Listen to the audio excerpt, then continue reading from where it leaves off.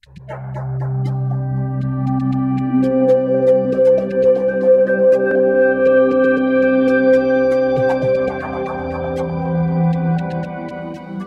Lord be with you. A reading from the Holy Gospel according to Luke.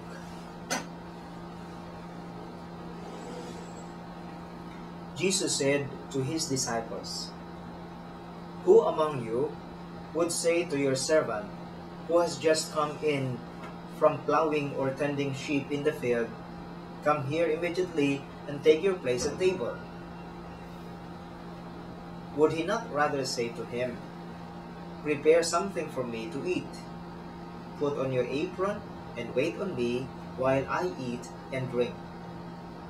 You may eat and drink when I am finished'? Is he grateful to that servant because he did what was commanded? So should it be with you. When you have done all you have been commanded, say, 'We are unprofitable servants. We have done what we were obliged to do.'" My dear friends, the Gospel of the Lord.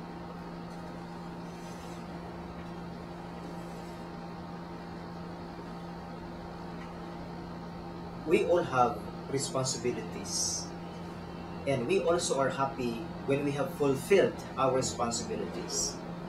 When we have fulfilled our responsibilities, we expect repayment and recognition. When we are recognized and when we are congratulated because of some fulfillment, we also feel happy. We feel fulfilled and we have achieved something. Today, in the Gospel, uses this parable of the servant who only does his own obligation and reminds us of at least two things. But first, before going to the reflection of the two reminders Jesus wants us to have this day, let us imagine you were one of those plowing or tending a sheep in the field. You were a servant. And when you come home, of course, your boss, the one whom you are serving, you would rather expect him to tell you something to do rather than to tell you to eat with him, sit at table prettily, and enjoy the meal. This is but normal. And that is why when the servant has done what he should do after serving the master, he can never be proud of himself having done what the master has told him. Why? Because it is but just normal. It is but just proper. It is but just what he has to do. That is why he cannot be proud. He cannot even claim something more because he has just done what he ought to do. That's why Jesus in front of us today has told us this parable, because he also wants us first and foremost to be reminded that we have nothing in this world. We cannot be proud of anything in this world because everything is given to us. We only do what God has done to us. Our life, even our spiritual life, by virtue of our baptism, these are just all God's grace and God's gifts. That's why we can never be proud of ourselves. Why? Because everything that we have, even the baptism, the gift of Christianity, this is all God's gift to us. We can never claim we have achieved it.